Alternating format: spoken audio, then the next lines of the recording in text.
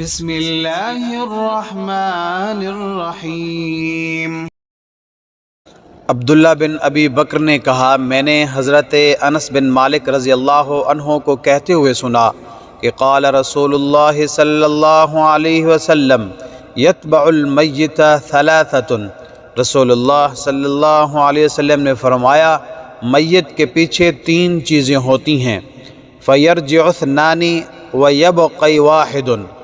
ان میں سے دو لوٹ آتی ہیں اور ایک ساتھ رہ جاتی ہے، یتبعہ اہلہ ومالہ وعملہ، اس کے گھر والے، اس کا مال اور اس کا عمل اس کے پیچھے رہ جاتی ہیں۔ فیرجع اہلہ ومالہ، گھر والے اور مال لوٹ آتے ہیں، ویبقی عملہ، اور عمل ساتھ رہ جاتا ہے۔ تو میرے پیارے اسلامی بہن بھائیوں، ذرا سوچئے کہ ہم نے آخرت کی کتنی تیاری کی ہے۔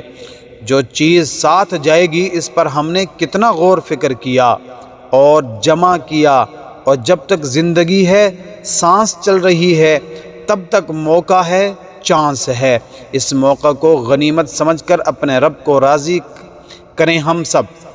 اللہ کریم سے دعا ہے کہ اللہ مجھے اور آپ سب کو زیادہ سے زیادہ نیک عمل کرنے کی توفیق عطا فرمائے۔